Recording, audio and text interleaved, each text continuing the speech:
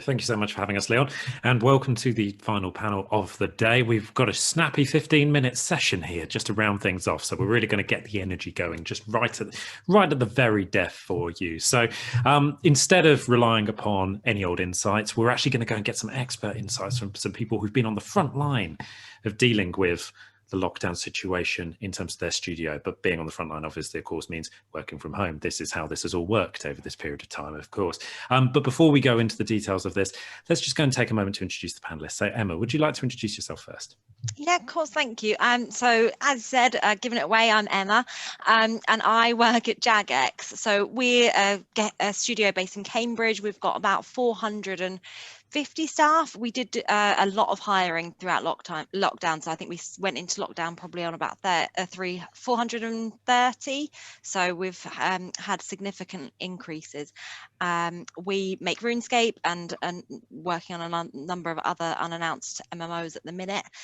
And yeah, I work at Jagex. Fantastic. And Khally, would you like to just give a little bit of a lowdown of yourself too? Sure. So I'm Khally. I'm HR and Facilities Manager for Payload Studios. We are an indie studio normally based in central London. Now we're working from home. There's about 30 of us in the team, so quite a different scale to Jagex. And prior to the pandemic, and lockdown, etc., we didn't really do remote working in any great sense. So it's been a bit of an adventure for us. And yeah, just in terms of what the studio does, we make a game called Terratech, and we also run the Tentacle Zone, which is at events when they used to run in terms of EGX and stuff, and also a co-working space, which is part of our office. Fantastic. So let's go into the first question. And, I think this is one where we've all got to be honest about this, because I think this is one of those questions that really requires that now that we've had a bit of time to think about it. How well prepared were you for lockdown? How well prepared were you for this change of situation? Because I certainly know that at our end, even though we'd been seeing things coming down the line and things like GDC had fallen off the calendar, it was a bit frantic. I think it was fair to say. Did you have that same experience as well, Khally, when you were first entering the lockdown situation back in March? We were actually, I feel very lucky because we were closely kind of monitoring the news, and I'd worked with my team, the HR manager and our facilities coordinator, to try and get ahead of the curve. I think most of us could see that something was going to happen. We're relatively small, so probably easier to manage than hundreds and hundreds of people. But we had the boxes ready to go. We had the list of who needed what. We thought about how it was all going to work if we did have to turn it around in a really short period of time. And what that meant is when that announcement came at 5 p.m. or whatever it was, we were pretty much able to move and get everyone working remotely overnight, which is an incredible feat, I think, when you look back at it. But that is a large part, thanks to our IT manager who kind of had a plan and was able to execute it really quickly. And everyone kind of chipped in and pulled their weight, so to speak, to get us kind of up and running really quickly. So yeah, there are definitely things that some curveballs and some challenges that came at us, but in terms of getting everyone up and working, yeah, we were able to do that pretty quickly. Fantastic. And Emma, what was the experience at your end? I wish I could say we were as well prepared as Khally, but I can't. For us, we were probably similar. Working from home wasn't really a thing at Jagex. It was a rare thing that maybe some of our departments who weren't involved in heavy tech, didn't need a lot of kit, would do every now and again. And for us, it was literally an overnight transformation. We actually didn't wait for the announcement, so we had a bit of an unusual circumstance, which I think added potentially to the chaos that we felt internally. Hopefully that wasn't transmitted outwardly, that we were thinking, we've got so much to do. We on a weekend, the weekend before the announcement came out, we actually had an employee who had a suspected case of COVID, so we made the decision on the Sunday that week before to close the office on the Monday to have it cleaned. And then I think it kind of said, oh, we're not going back now. And so it'd come out of nowhere. We'd ask people to start bringing your laptops home. This could happen. We're not really sure. Let's have a think about it. And then it was right, let's mobilize everyone, let's figure it out. I don't know how we did it, if I'm going to be honest. I think it's all a bit of a blur. So it was a kind of a false start as well. It turned out luckily not to be COVID, and they're absolutely fine now, but we were really worried. So we did shut the office, and then we kind of got people to come and collect their laptops, and then we took it from there. It's, again, like what Khally said, massive thanks to the IT department, because they did do a massive job. There were teething problems and challenges, and I think some of us are still regularly haunted by the internet issues that we get faced with every now and again, but it is really working. Like it really is. We did do a few prep things, like we made it so we could text every member of staff. We had one member of staff who didn't have a mobile, so we got them a mobile so that if anything urgent happened, we could contact them.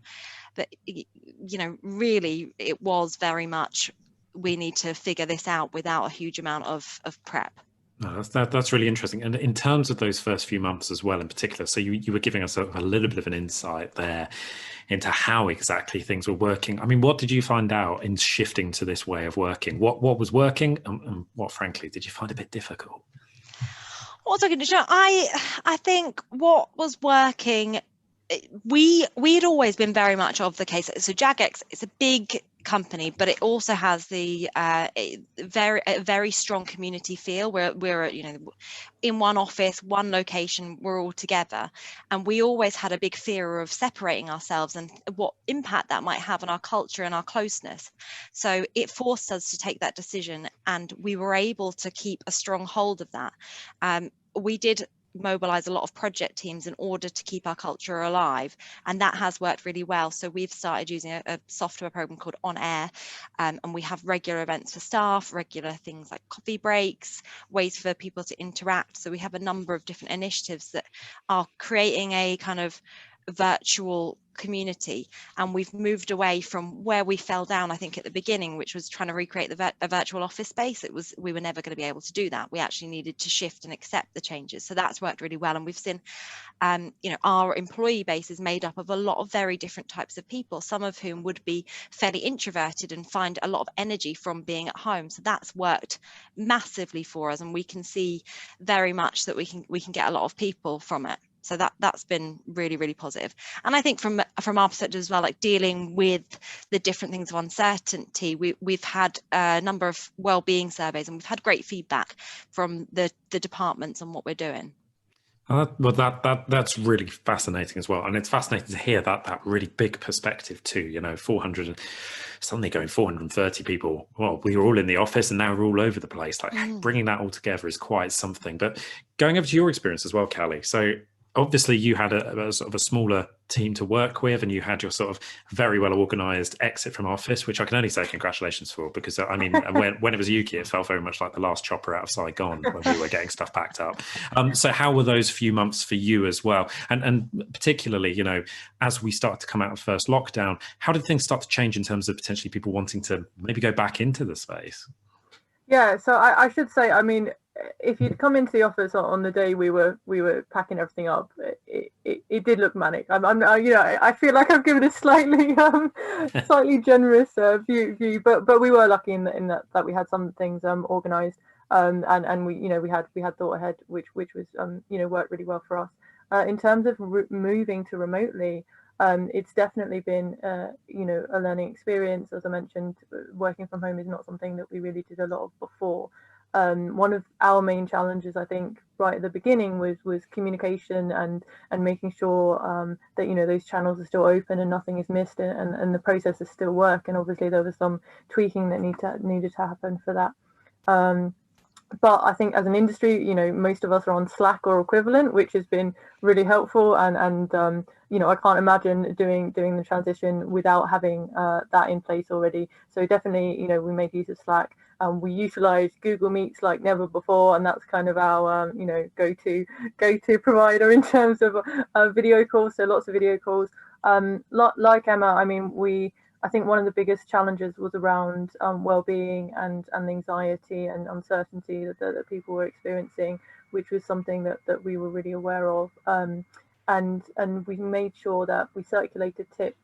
You know, we were you know, in terms of working from home and best practice. We made sure that we reminded people that we had mental health first aiders who were available, and just trying to reassure people that, some people love working remotely, some people love working from home, that they took to it like a duck to water or whatever the saying is. But that is not the case for everyone, and that's okay. It's okay for people to be struggling and feeling the pressures of the pandemic in general, and all this stuff this other stuff that's happening in the world. So just trying to let people know that it's okay not to be okay. That classic saying. And then we've also subsequently kind of tried to extend our support in terms of mental health. So we've signed up for an employee assistance program. Set up a dedicated channel on Slack, just trying to encourage people to support each other for those, that are interested and want to share and want to, share tips and share experiences, and there's a place for them to do that.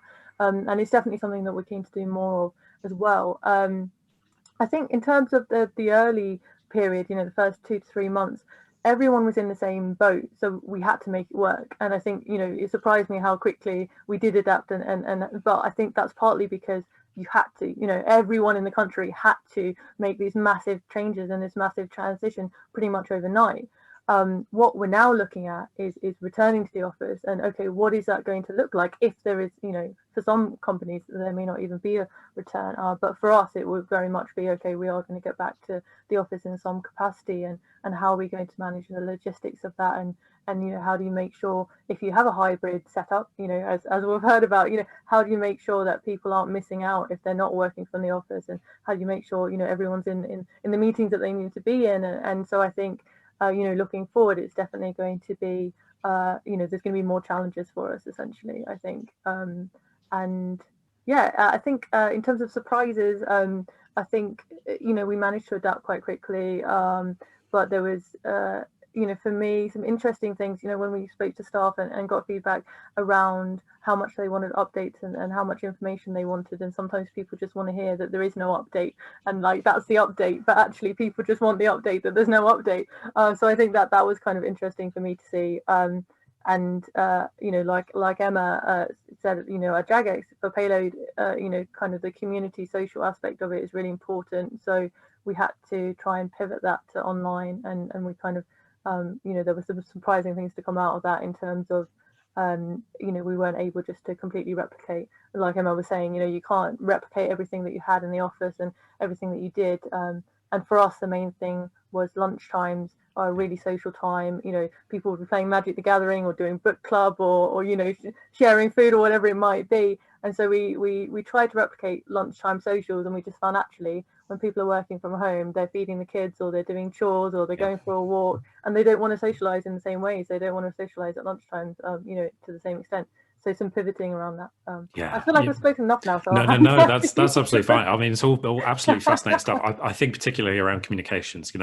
I work in communications for Ukie. The general rule of thumb is, until people are complaining about the volume of communications, you've not communicated enough to them. Like, that's the point it's gone through. But Emma, I mean, just to pull you very quickly, because I appreciate we're coming to the end of our time as well. That return to work and that idea of a hybrid setup, how's Jagex looking at this? Because, obviously that community element to you has been so important in terms of being in the office, but to some extent you've managed to actually bring that together online. What's your thinking about bringing people back into the office and potentially in a vaccine world, where we're going to hopefully be able to get back to freedom? Do you think the hybrid model will be here to stay, or do you think you'll shift all the way back at some point? I mean, honestly, I don't think things are ever going to be the same. I think our world of work has changed dramatically, and I think we'll see lasting impacts for this going forward. And we were really lucky in the fact that when we went into this situation, we were given a very clear mandate: people are first, and we were given the license to operate within that. And the mandate is remaining the same. And we have seen that from a well-being perspective, that it has been something that people really do value. And there's been a lot of negative sides. There's been a lot of challenges. The way that it's worked out hasn't been ideal, but there have been a huge amount of benefits that we've seen. It's also opened up our talent pools tools to areas that we never previously had. It means that we're much more able to understand and anticipate flexible working, work around people's different life circumstances.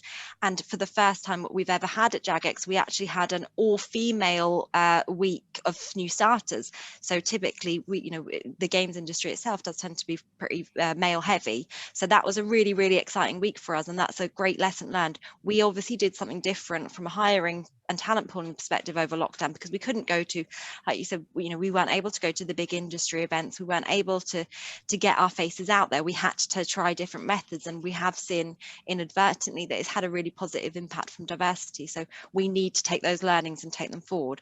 We're looking at it from a very simplistic point of view. So the aim that we've got is to operate within a hybrid model and to categorize our roles, to understand what do we really need from them, where do they need to be. Is it a role that needs to be in the office rarely because they are very much a business focused role, their main relationships are with external studios or external partners and they need to work with them? Or is it a role that can be 50-50 like my role, potentially a HR role?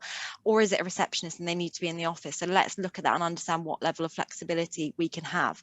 And we also think this might be an opportunity maybe for us to work much